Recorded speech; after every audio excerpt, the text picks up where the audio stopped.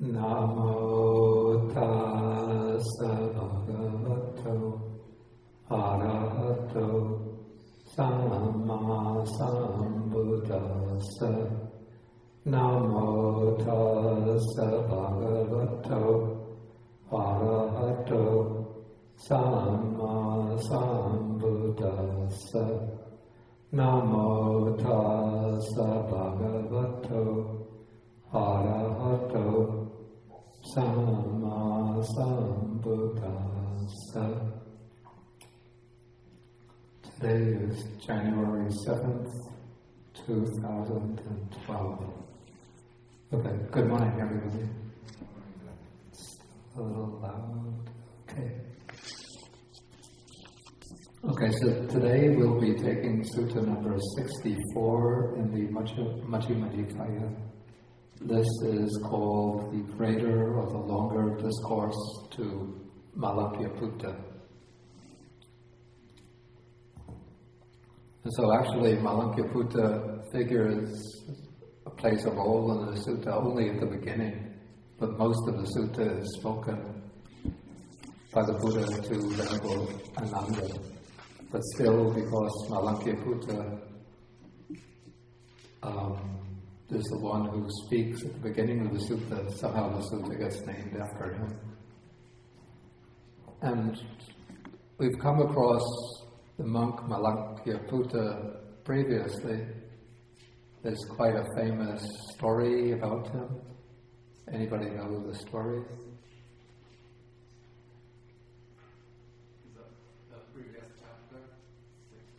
It's the previous sutta, yeah. But what is the famous story? Well-known story. Asking the question about many questions. If the Buddha doesn't answer, Yeah, that's right. Yeah. he's going to leave. Yeah, that's right. He's the one. He wanted the Buddha to answer these speculative questions that the different philosophers were discussing in the Buddha's time. Whether the world is eternal, not eternal, infinite, finite, whether the soul is the same as the body or different from the body, whether the Tathagata or enlightened person exists after death or not. And then the Buddha refused to answer these questions. But Malunkyaputta said, if you don't answer these questions, then I'm going to leave you and go find another teacher. And then the Buddha said that if you want to go, but I'm not going to answer these questions.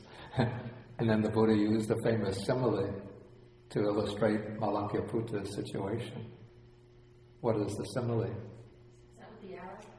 Exactly. It's the man who's hit by a poisoned arrow, and he won't let the surgeon remove the arrow until he gets all of his questions answered about the man who shot him.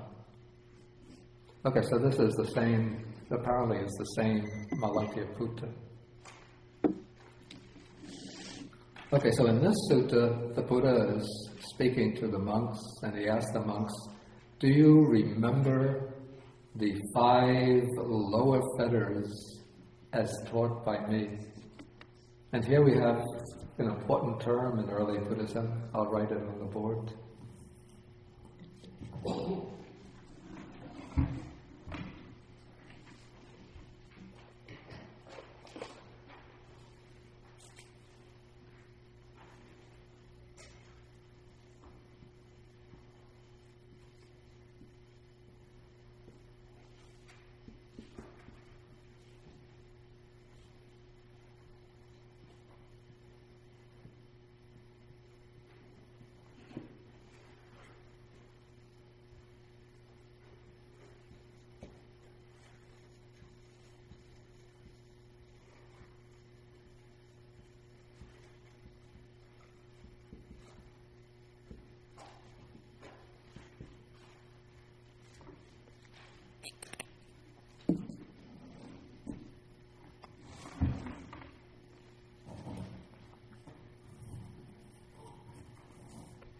So the term in Pali is Oram Bhagya Samyojana.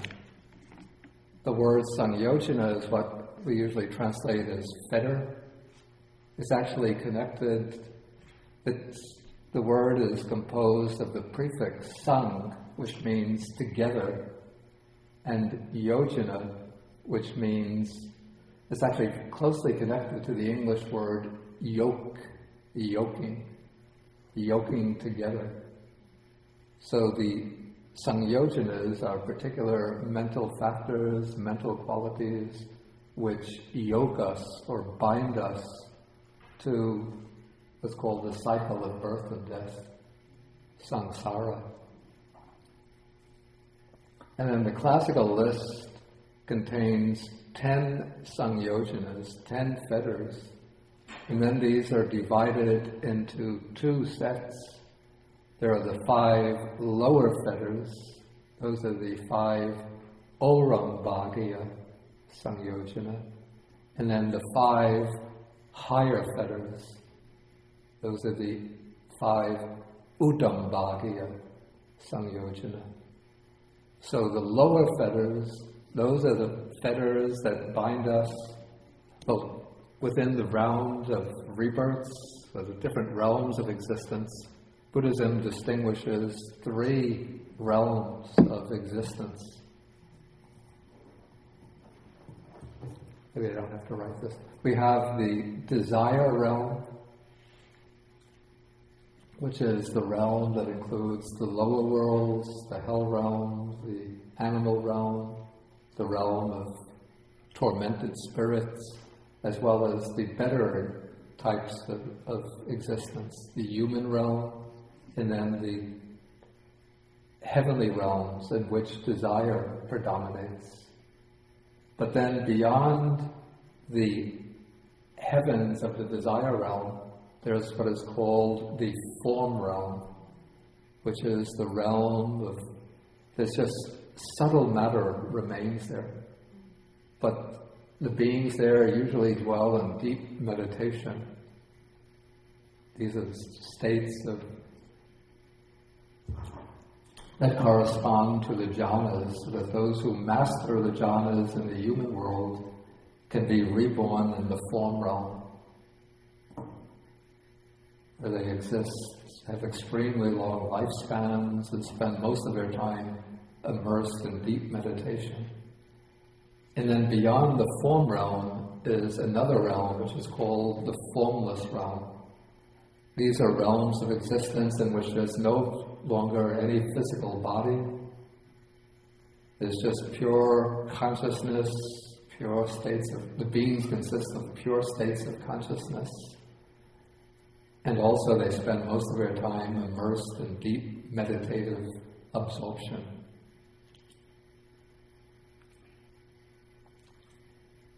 But all of these realms are still realms within the cycle of birth and death. And so beings who get reborn in these higher realms will pass away when their karma is exhausted and take rebirth in other realms. And so even the form realm and the formless realm are not considered states of liberation. Okay, now the 5 lower fetters, those are the fetters that tie us to the desire realm. So it's because of these lower fetters that beings tend to take rebirth in the different planes of existence in the desire realm. Whether a human being, a deity, a hungry ghost, or even an animal or a hell being, all are caused by these 5 lower fetters. And so it's possible to eliminate the 5 lower fetters, but still have the 5 higher fetters. And if one has the 5 higher fetters, then one can be reborn in the form realm and the formless realm. But one won't be reborn anymore in the desire realm. Okay, so now the Buddha is asking the monks to enumerate or to explain the 5 lower fetters.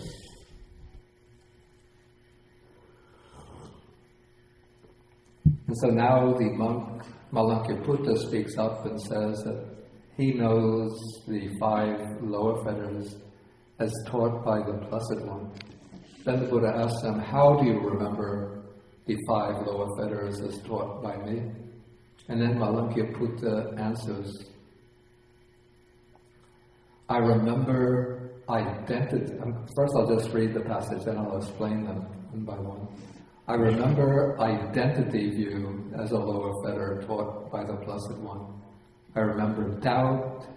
I remember adherence, or we might say clinging to rules and observances as a lower fetter.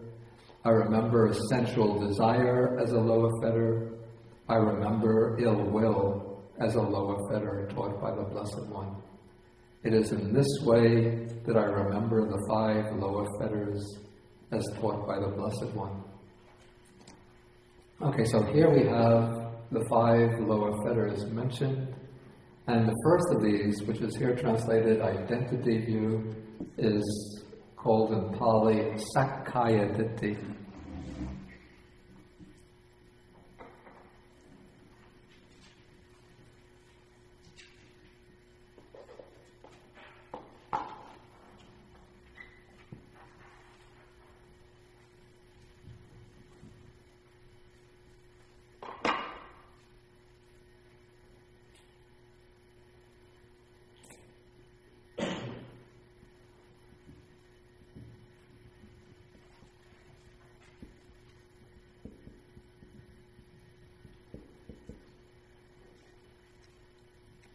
That this is the view of a self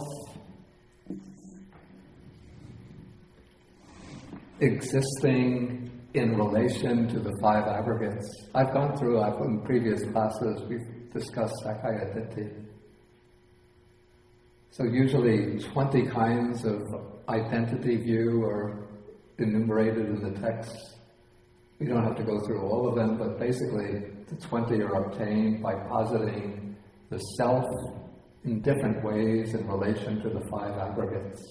And these can all be reduced simply to taking the self to be identical with one or another of the 5 aggregates, or else seeing the self to be separate from the 5 aggregates, but in some relation to them.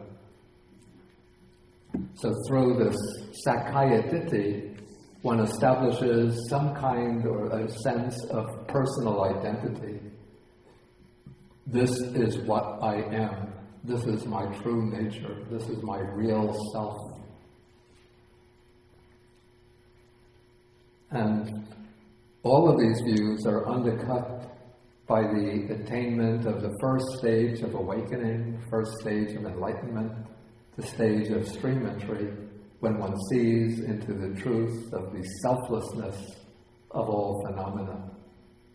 And when one sees the selfless nature of all phenomena, then all views of self, of a substantial self, are eliminated. Okay, then doubt here really means, it doesn't mean just doubt in a general sense, but it means doubt about the enlightenment of the Buddha, doubt about the truth of his teaching, doubt whether there are people who have, by practicing the path, have realized the truth of his teaching.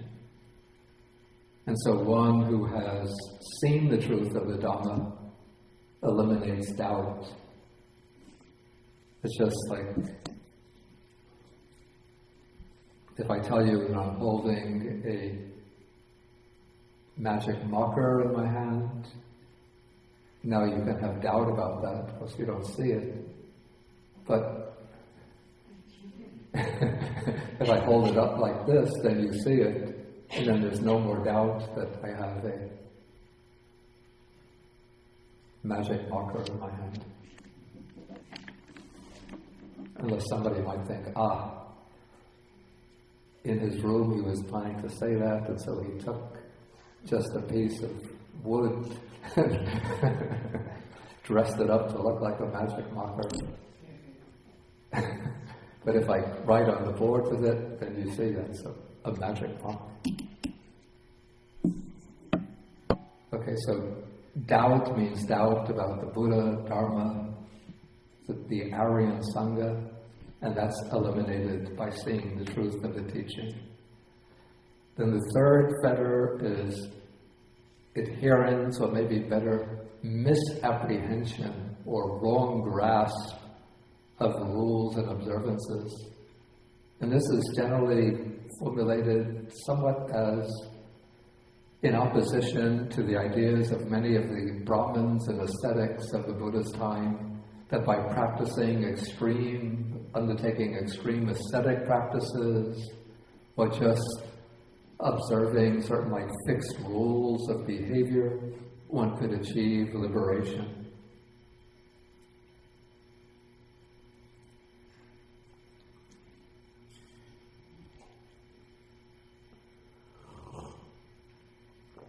So in the Buddha's time, there were ascetics who would undertake rather strange types of practices, like fasting for weeks on end, or eating just a few grains of rice every day, nothing more, bathing in the river 3 times a day in the belief that they could wash off their impurities, subjecting themselves to coming very close to blazing fire in order to sort of burn up their impurities,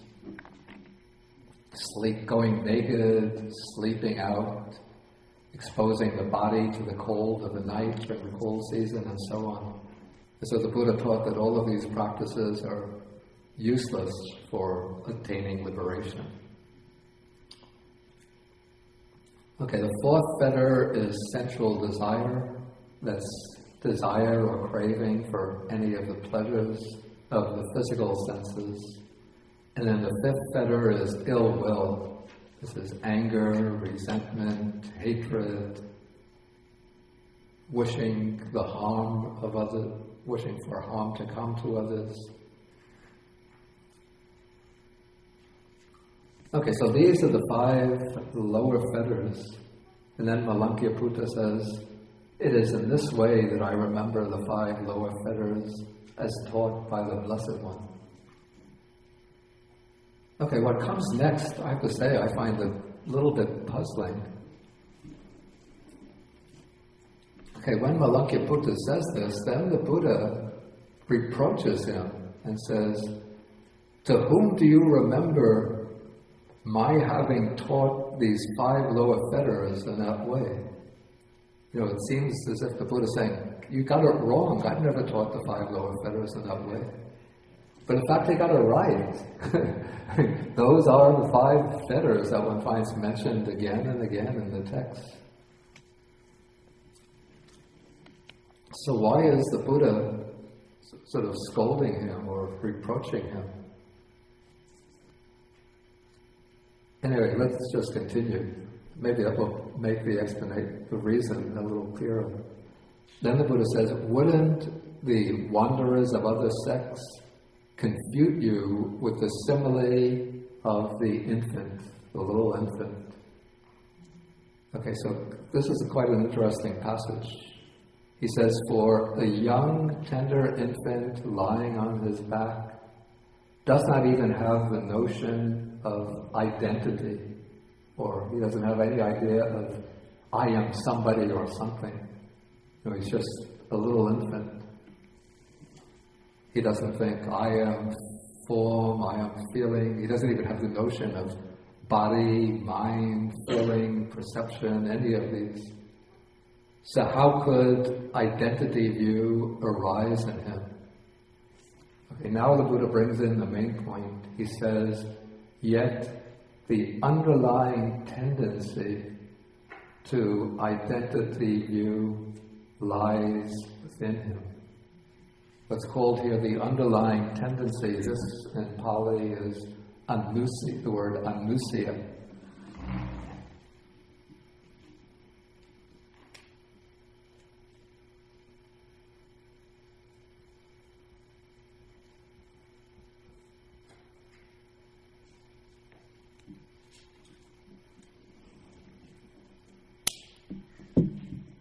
So the word anusya, it's made up of the prefix anu, which means something like along with, or following, and saya, which means to lying down. So anusaya is a mental affliction or defilement which lies along with the stream of consciousness, or it follows along with the stream of consciousness. It doesn't necessarily arise at any particular time, but whenever it meets a suitable condition, then it will arise. And so the Buddha is saying here that even in the case of the infant, who doesn't have any idea of maybe a very early stage of infancy, he doesn't even have a clear differentiation between himself and the world. But still, that tendency to identity view is lying within him. So as he gets older, reaches the age of reflection, the age of reason, then he'll start to ponder the question, who am I? What am I? And he'll start trying to figure out his personal identity.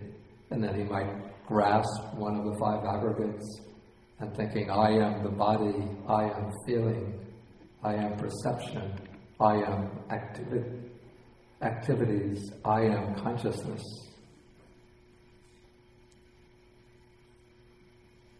Okay, so he doesn't have even the notion of personal identity, and yet he has that tendency to identity view. And as he grows up, that tendency will begin to manifest. Okay, the young, tender infant lying on his back doesn't even have the notion. Here the word used is Dhamma, which sometimes it means teaching, sometimes it means things in general. And so he doesn't even have any notion of Dhammas, probably teachings. So how could doubt about the teaching arise in him? Then the Buddha says, the underlying tendency to doubt lies within him. And so, again, as he matures, when he encounters different teachings, then he'll start to have doubts about them. Okay, then next, the young, tender infant lying on his back doesn't even have the notion. Here the word used is sila, which is maybe translated rules or precepts. So how could adherence or the wrong grasp of rules and observances arise in him? Again, it's the underlying tendency towards adherence to rules and observances lies within him. Okay, next, the young, tender infant lying on his back doesn't even have the notion sensual pleasures, kame or kama. So how could sensual desire arise in him?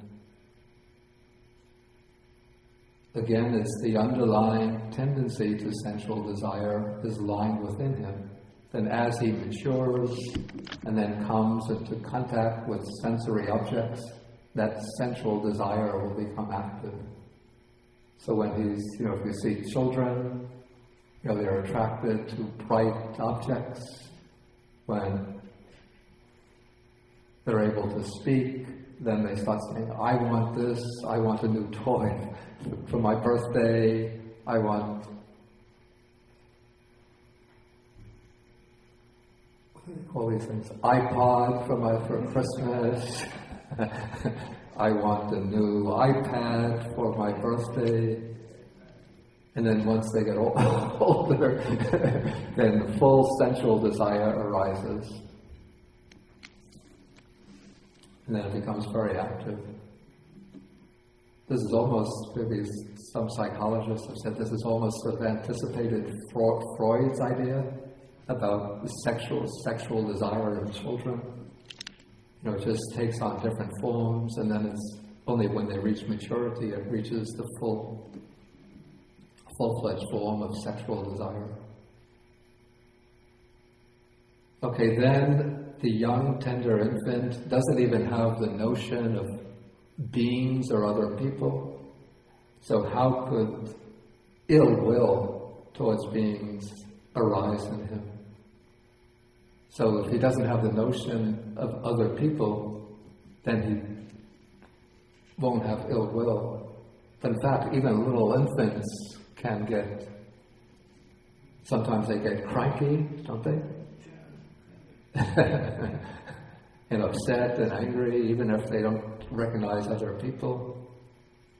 And then once they mature, then they'll start to get angry with other people, have feelings of enmity, ill will, resentment. And so these anusayas, or latent tendencies, are lying within even the little child. And as that child grows up, then those anusayas come to manifestation. You know, when we have sometimes really terrible people like Hitler or Idi Amin, former dictator of Uganda, or Pol Pot, former dictator of Cambodia. Excuse me?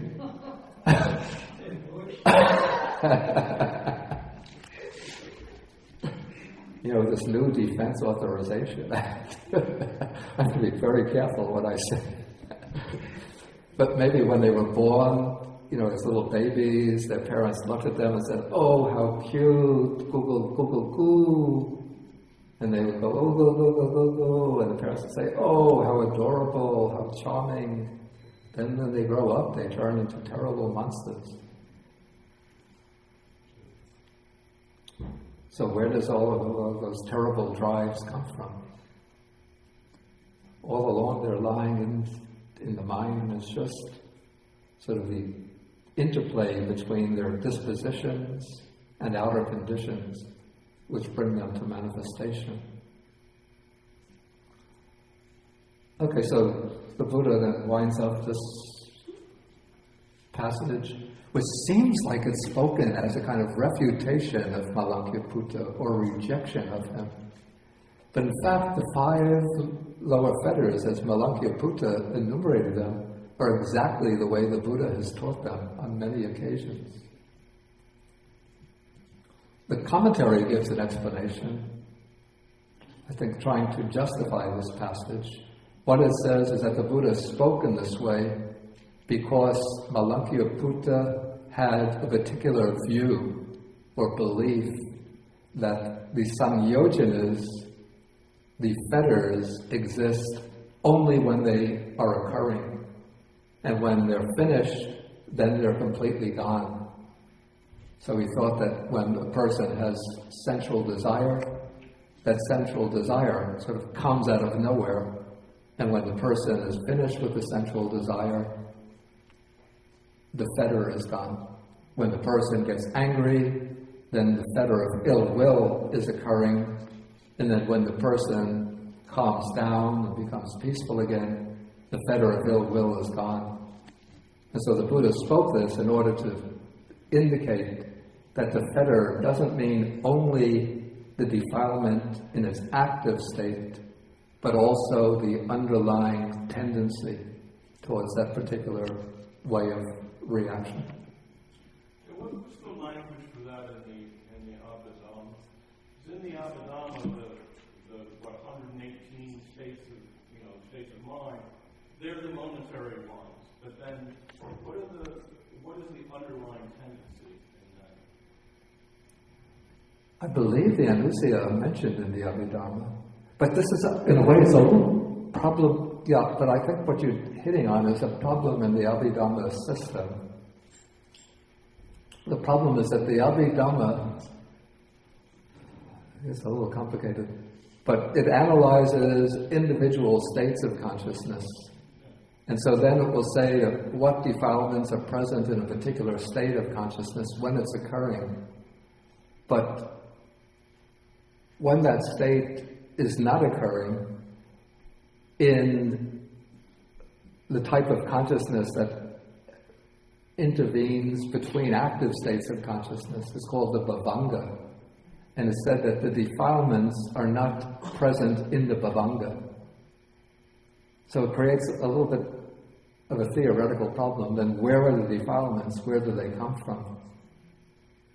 And the commentaries give some explanation of that. They say that even in the bhavanga, the defilements are not present, but what is always present is, they say, just a tendency for that defilement to arise when it meets the suitable conditions. But it doesn't use the word anusaya.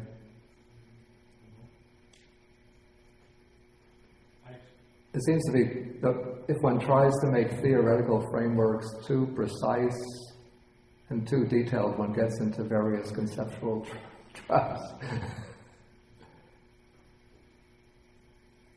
Oh, there was a question here.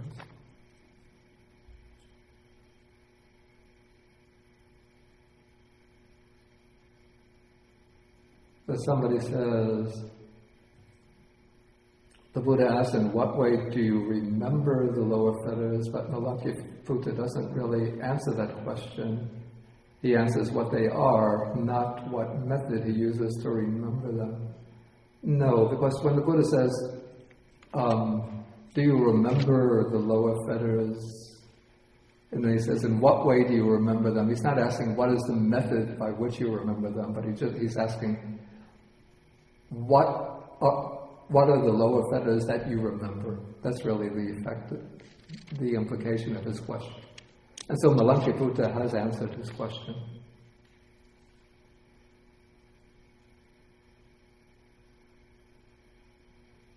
Okay, if an infant is a stream enterer or became a stream enterer in a previous life, will he or she still have the three lower fetters as latent tendencies? And the answer to this is no. When the three lower fetters are eliminated, the latent tendencies, those latent tendencies are gone as well. And somebody asks, to which aggregate do the anusayas belong? According to the Abhidhamma system of classification, they would belong to the aggregate of volitional formations, the fourth aggregate, volitional activities.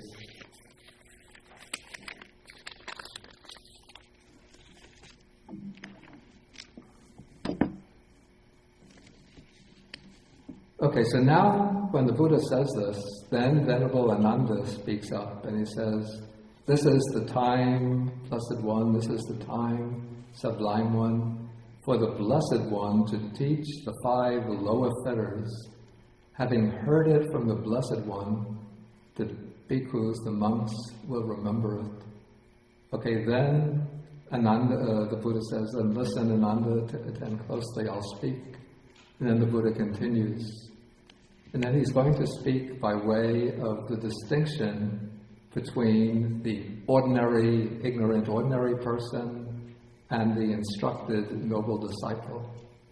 Okay, so the uninstructed, ordinary person, who has no regard for the noble ones and so on, abides with a mind obsessed and enslaved or overwhelmed by identity view. And he does not understand, as it actually is, the escape from the arisen identity view. And when that identity view has become habitual and is uneradicated in him, it is a lower fetter. Okay, he abides with a mind obsessed and enslaved or overwhelmed by doubt, by wrong grasp of rules and observances, by sensual lust, by ill will. He does not understand, as it actually is, the escape from arisen ill will. And when that ill will has become habitual and is uneradicated in him, it is a lower fetter. Okay, let's go and sort of parse this passage. Okay, starting, the untaught ordinary person abides with a mind obsessed and overwhelmed by identity view.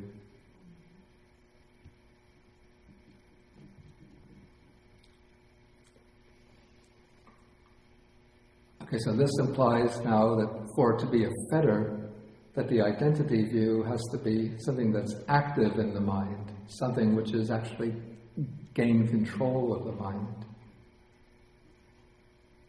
And he does not understand that as it actually is the escape from the arisen identity view.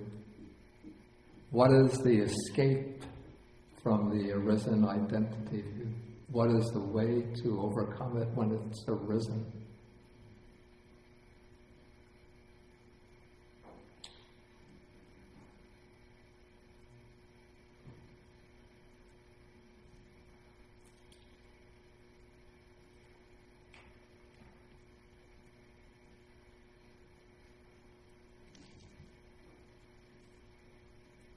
I would say that we distinguish two types of escape from each of these fetters.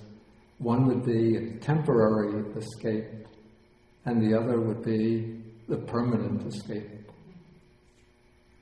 So the temporary escape from identity view would probably be, you would say, like a clear understanding of the Buddha's teaching on anatta, on non-self. So if one has a clear understanding of non-self by studying the suttas, then one won't explicitly identify with any of the five aggregates, even though there's still a kind of clinging to the five aggregates, but one doesn't form the view that this aggregate or that aggregate, this is myself. And then this temporary escape will be deepened through the practice of insight meditation. So as one gains deeper, as one contemplates the five aggregates with insight, seeing how the five aggregates, whether bodily form, feeling, perception, the mental activities and consciousness, how they're arising and passing away, then one sees that because they all arise and pass away, they can't be identified as self.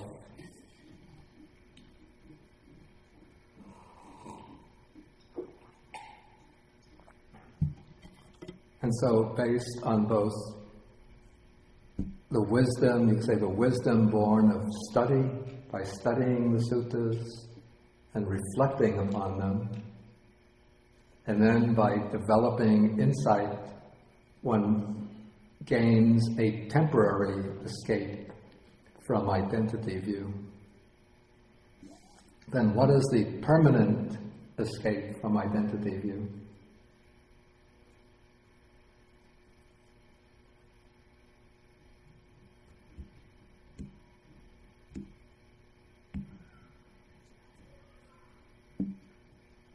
Some of you should be able to answer that.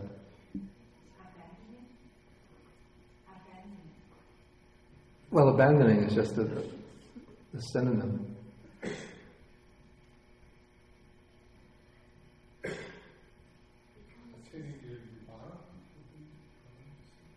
Close, but something more precisely, a little more precise.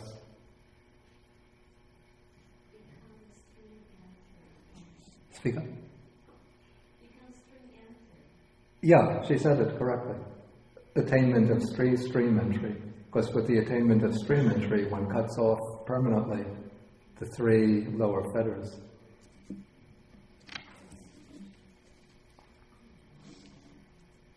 Okay, so he doesn't understand this. It actually is the escape from the arisen identity view.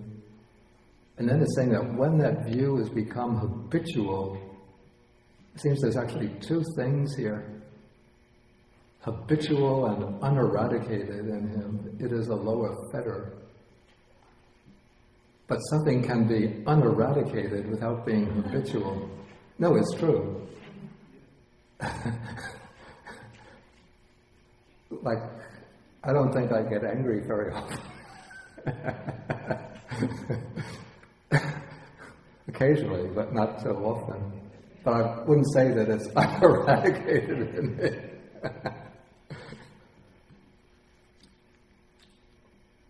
So I think maybe the translation habitual, maybe it's not so satisfactory. I think the Pali is samudacchina.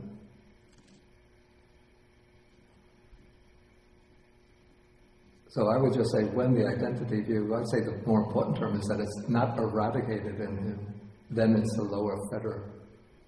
But also the earlier part seems to be saying that when the mind is obsessed and overwhelmed or overpowered by identity view, this seems to imply that for it to be a fetter, it has to be something which gains control of the mind.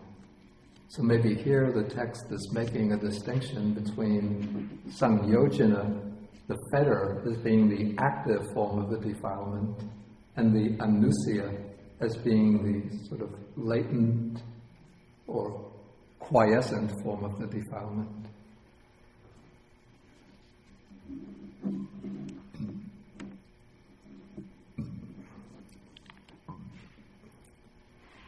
Okay, the same is said in regard to each of the others. In the case of doubt, what would be the temporary escape from doubt?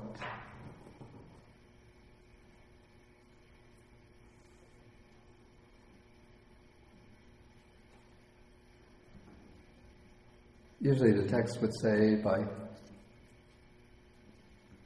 going to those who are learned in the text, asking questions, reflecting on what one has heard, trying to consult the text in order to clear up one's doubts. And then the permanent escape from doubt would be, what would be the permanent escape from doubt? Yeah, the attainment of stream entry. And then the same with adherence to rules and observances. The temporary escape doesn't mean that you give up rules and just behave any way that you want, but it means that with regard to precepts, that one observes them, but without this kind of tight, rigid mind, believing that just observing precepts is the way to liberation. But also in the Buddha's time, it probably meant not taking up these extreme practices of the outside ascetics and Brahmins. Sometimes this is translated as clinging to rites and rituals, which doesn't really seem to be the implication of the original expression, sīlabbata. But it might have included, perhaps it did include like the kinds of rituals that the Brahmins performed for purification. You know, it was a belief by the Brahmins that if you get defiled by unwholesome actions, what you do is go to the river Ganges, the sacred river, and bathe in it, and you can wash off your defilements. Or else you pay the Brahmins to perform a purification ritual for you, and then that will cleanse your defilements or sins. Okay, then sensual lust. What is the temporary escape from sensual lust?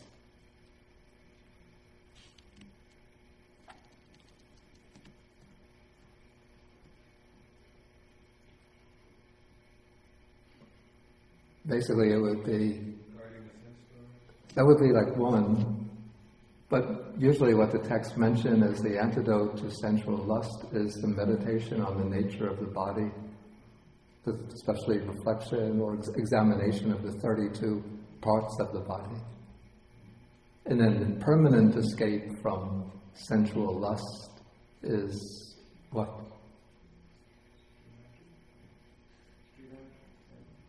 No.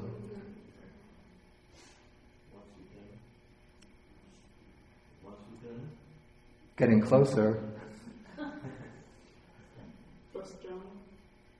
Not permanent, no.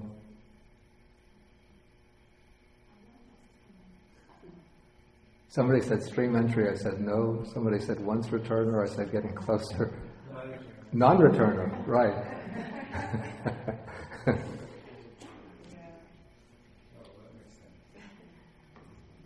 Okay, and then from ill will, the temporary escape is what? What? The temporary escape from ill will? Did you say? No, it's a specific quality. Yeah, metta or loving kindness. Excuse me? But it's especially the metta, the loving kindness. So that is the escape, the temporary escape from ill will, and the permanent escape from ill will is what?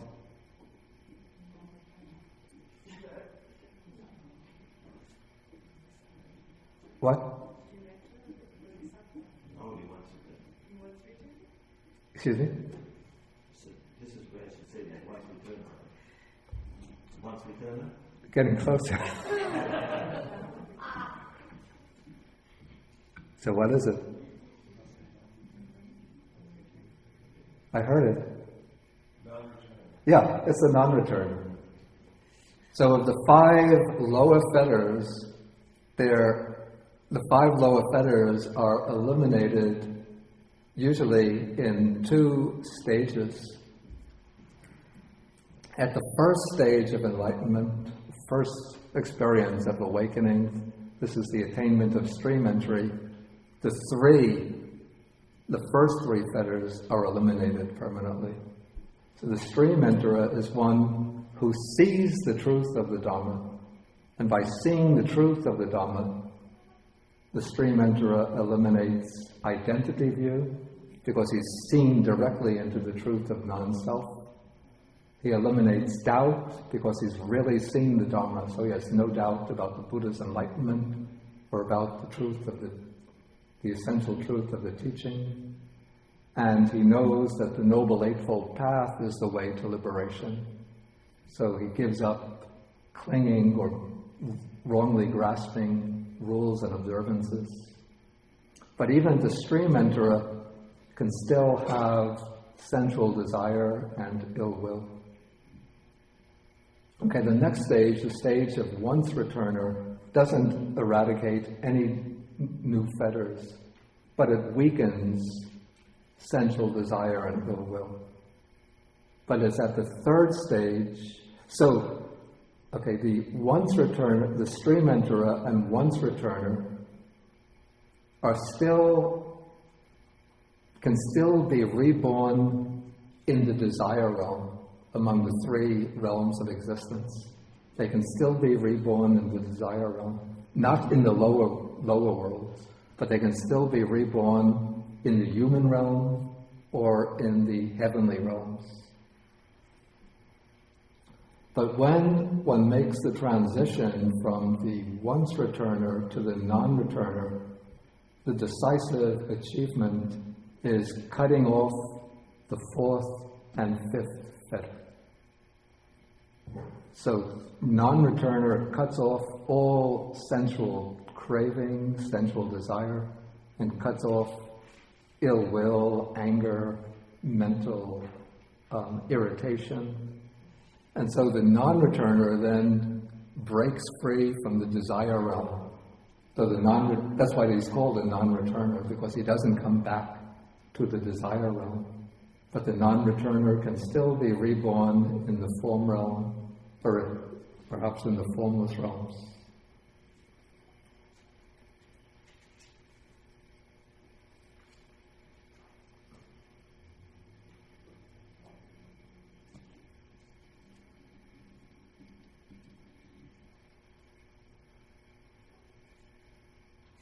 Okay. Any questions now on what's covered so far?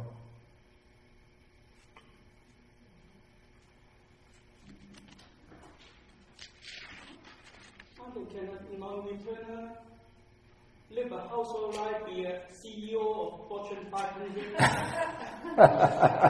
There's no more sensual lust, and there's no point to acquire more materials. Definitely, non-returners can continue to live the household life. whether they can be a Fortune 500 CEO, that I don't know. I tend to be doubtful that they would be very efficient in that role, or that they would want to keep all of those responsibilities. Though it's quite possible that they can, continue to work quite efficiently at a job in society. But to be a CEO, often one has to be grasping for larger and larger salaries, special bonuses, be able to engage in cutthroat competition. So I don't think that the non-returner would have the temperament that would be suitable for such a role. He might just work at a very easygoing, relaxed job, like maybe a clerk in a post office or a bank teller. Perhaps the leader of PGR.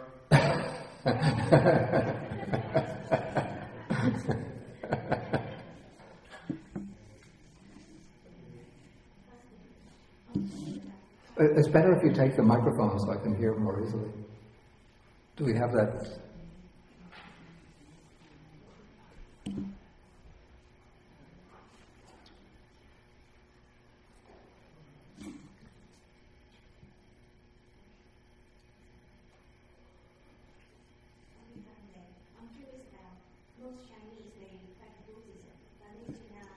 What?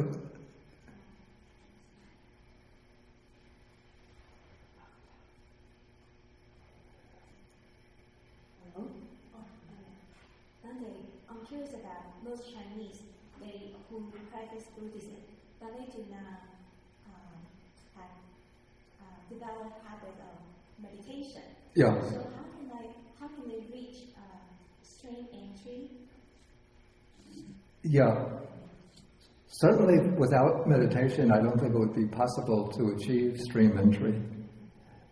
I mean, in the Buddha's day, there are some records of people who just went to hear the Buddha teach, and just by listening to the Buddha's discourse, they achieved stream entry. But we have to understand that these were people who would have probably had wholesome roots, good roots from many previous lives, and so their spiritual faculties were very mature. And so just when they heard the Buddha preach, then they could achieve stream entry or even higher stages right on the spot. But for most ordinary people, the texts speak about 4 factors for achieving stream entry, the 4 qualities for achieving stream entry. Okay, first is association with good persons, sappurisa sangseva. So associating with virtuous persons, especially in the Buddhist day, this would be associating with the Aryan people, those who have reached the stages of awakening. Okay, the second is hearing the truth, the good Dharma, Saddhamma Savana. So listening to discourses on the Dhamma. Okay, then the third is Yoniso Manasikara. This is Ru Li Siwei, I think. This is proper reflection, wise reflection on the teachings. And then the fourth is practicing in accordance with the Dhamma. And that usually means, of course, observing precepts, and then practicing meditation and developing insight. And so, to gain stream entry, of course, one needs all 4 of these. And so if people are not actually practicing meditation, one shouldn't just, dismiss them and say that what they're doing is useless, because they can be still acquiring good roots or building up wholesome qualities. But for the actual attainment, then generally one has to practice the meditation, especially the insight meditation, very intensively.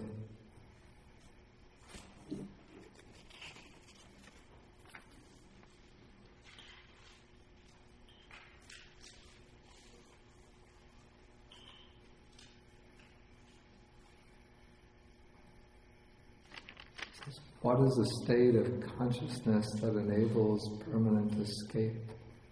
Could it be right view plus right mindfulness plus right samadhi? Then somebody says jhana, the last of the Eightfold Path. I'm not quite sure of the question, the state of consciousness. The permanent escape comes from the attainment of stream entry. Of course, that's a state of consciousness, but it's a state of consciousness in which all 8 factors of the Noble Eightfold Path are present.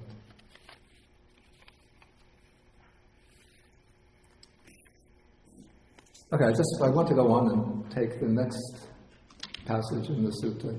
So this is now going to be explaining the opposite side, about how there comes to be the abandoning of the 5 fetters. So this takes the case of the well-taught, noble disciple who has regard for the noble ones and is skilled and disciplined in their Dhamma, who has regard for the good persons and is skilled and disciplined in their Dhamma. So this one does not abide with a mind obsessed and enslaved by identity view. And he understands as it actually is the escape from the arisen identity view. An identity view, together with the underlying tendency to it, is abandoned in him. Okay, then the same is repeated for doubt, for rules and observances, for sensual desire, and ill will. Okay, so now the person who's being taken as the example here is described as the well-taught or instructed noble disciple. And the text uses the word or term Arya Savaka.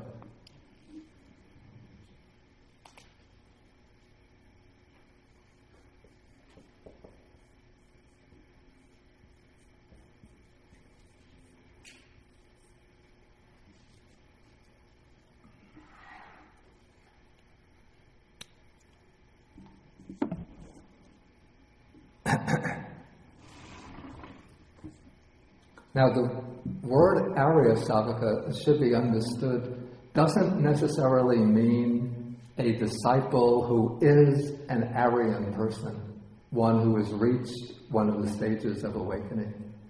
But the word is used often in a more general sense to mean a disciple who is, let's say, has the Aryan tendency in his character, the disciple who associates with the Aryans, the disciple who is practicing diligently, dedicated to the practice.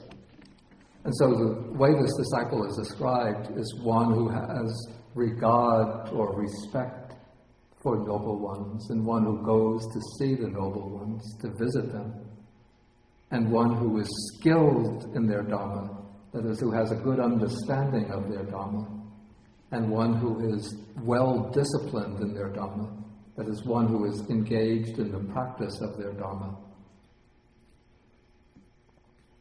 And so this person is one who has not yet eliminated identity view, but his mind is not obsessed and overpowered by this, and he understands as it actually is the escape from the arisen identity view. Okay, this much is describing the disciple who is still in training, the one who's still training to reach the Aryan stage. But then it says, and identity view, together with the underlying tendency to it, is abandoned in him. With that phrase, I think we have to understand that what is being brought in is the noble disciple who has reached this one of the stages of the noble ones. In this case, with the identity view, it could be either stream enterer, once returner, or non-returner. Okay, and so the same thing is said with regard to He does not abide with a mind obsessed and enslaved or overpowered by doubt, by clinging to rules and observances, by sensual lust, by ill will. So he understands, as it actually is, the escape from the arisen ill will. So up to that point, it could be either the good person who's training to be a noble one, or somebody who's already a noble one. But then with the next phrase, and ill will, together with the underlying tendency to it, is abandoned in him. That is showing somebody who has reached the stage of the noble ones. And in the case of sensual lust and ill will, it's indicating which of the noble ones.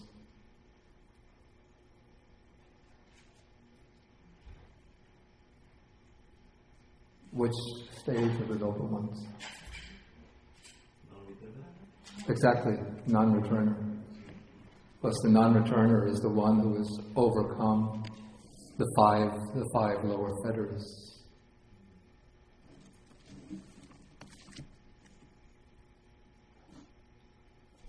Okay, now I'll stop and ask whether there's any questions.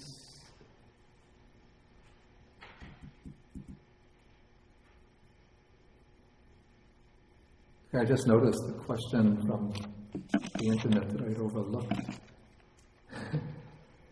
Is the desire for knowledge, for example, scientific knowledge, or for electronic gadgets, considered a sensual desire?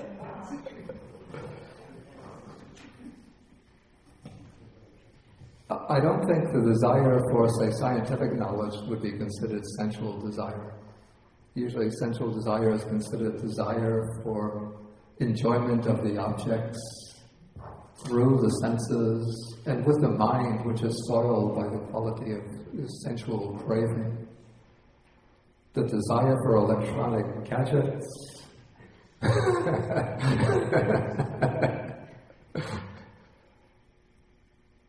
I mean, I think it depends very largely on the attitude.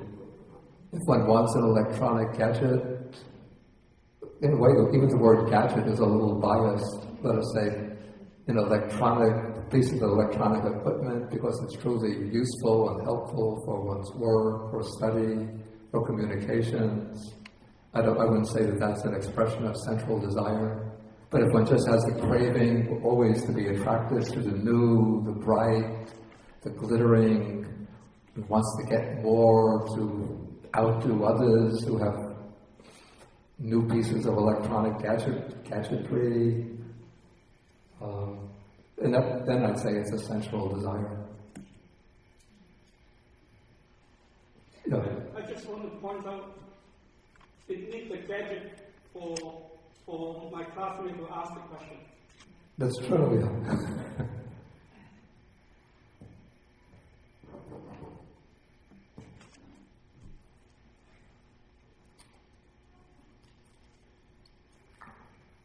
If stream entry is the place where the first three fetters are abandoned, then what if I've abandoned one but not the other two? Is that possible? Is that considered possible? I doubt he's abandoned but not. No, all three fetters go out together. They're linked somehow. Excuse me? They're linked somehow. They're related. They're linked. Linked. Actually, both Sakkaya identity view, and what's called the adherence to rules and observances are both types of views.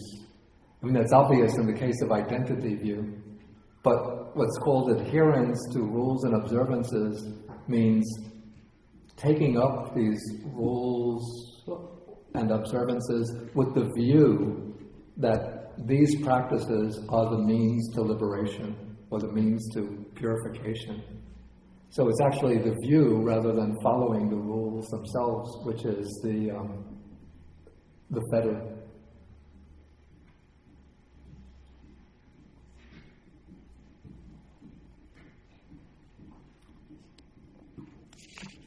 Okay, Okay, somebody asks, is the desire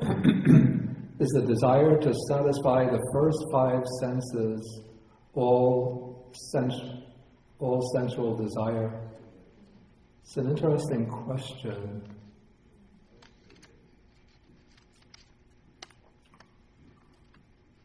I would say yes. Excuse me? I would say yes, because I mean, satisfying sensual desire could be everything is a sense. When it comes to sex, everything you sense is something because it's a feeling. Even when it comes to smell. It's good if you take that microphone.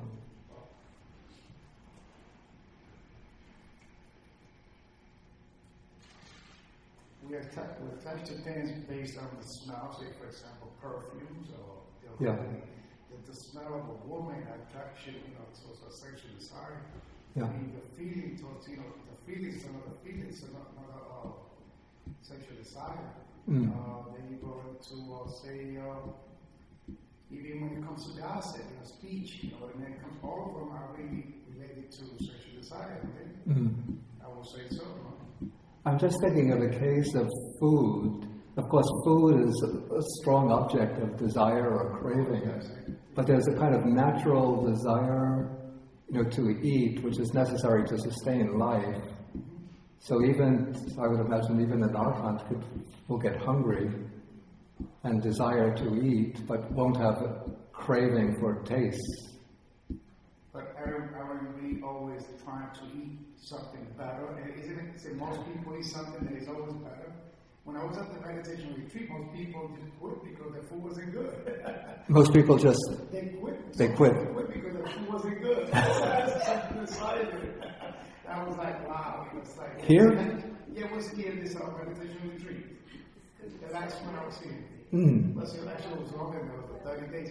But most people just see food as attraction. And I see it all the time. People say, oh, I don't like this. When they should just be eating it, just to satisfy the mind. Most people do that. I see it all the time. So these people cook better than the others. Say, no, it's because you like this food, the other people like the other one. It's just different. So we tend to choose desire, the sexual desire, all the time. I mean, I see it. Anyways, let's say that sensual desire, or desire through the senses, is such a powerful force that one doesn't really have to answer the question whether the desire to satisfy everything through the senses is sensual desire.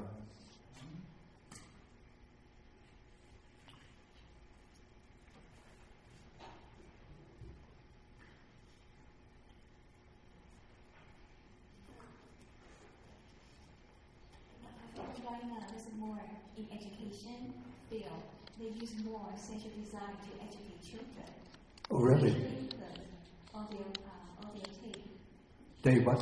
They use visual input, more visual input. Yeah, but that might not be, maybe that's not stimulating sensual desire, but it's just that students, I would assume, maybe they learn more easily when they grasp things in terms of pictures rather than just reading words. They encourage you to touch, sense the material. They encourage you to touch? Yeah, the young kids. Yeah. They learn how to form letters by touching the sandpaper, the shape of sandpaper alphabet. So it's use sense to, Yeah, well, it's using the senses, but it's not necessarily provoking sensual desire. I think there's one to have the notion of sensual pleasure in order for the sensual desire to arise. Maybe not. Maybe there are even subconscious sensual desires. Or even if a person doesn't have that concept, but still sensual desire would arise. I would think so too, yeah. Even in the infant, it has the craving for, say, the contact with the mother. Again, like bright colors that would be attractive to the infant. Did you have some other examples in mind? No, my question is just about the notion itself.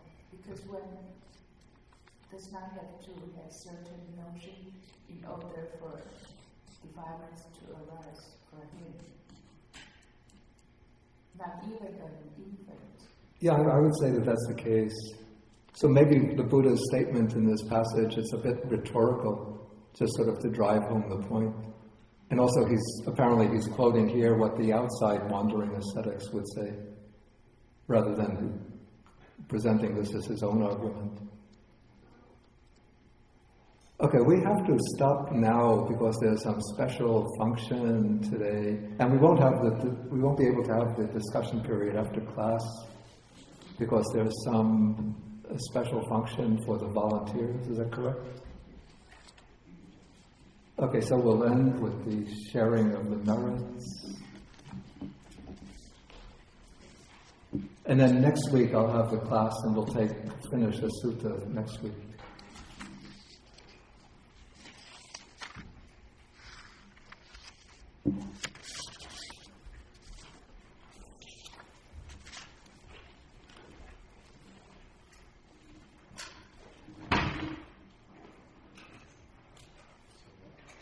Okay, so we share the merit with the devas, the Buddhas, the dragon spirits, wishing them to rejoice in our merits and protect ourselves, protect others, protect the world. Akasata chabumata deva naga mahitika punyantang anumodipa chirang rakantu sasanam. Akasata chabumata deva naga mahitika punyantang anumodipa chirang rakantu desanam. Akasata chabumata Deva naga mahedika punyantang anumodipa chirang rakantu mantaram etavatacham hehi sampadang punya sampadang sabbe devanumodantu sabba sampati siddhya etavatacham hehi sampadang punya sampadang sabbe bhudanumodantu sabba sampati siddhya etavatacham hehi sampadang punya sampadang sabbe sadanumodantu sabba sampati siddhya pavagupadaya vichetato etantare satakayupapanna rupya rupicha sanya sannino dukkha pamuchantu pusantu nibuting.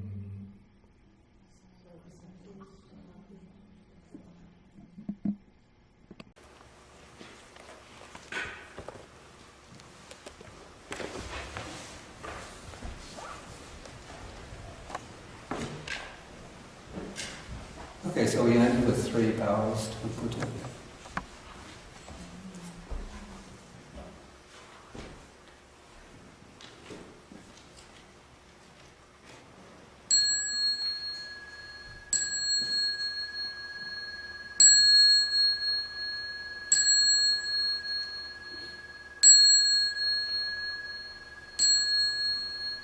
Bow to Bande.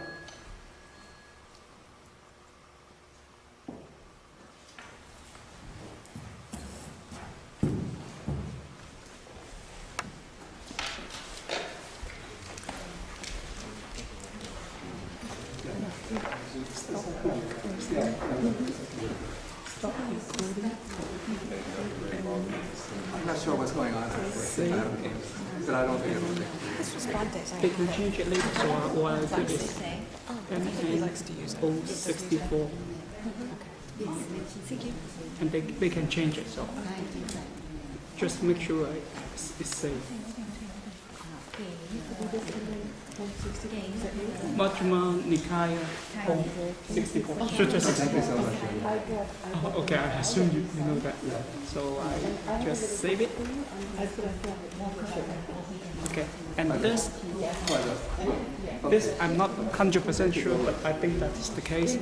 This is the button. Yeah, you can put it and there. press it.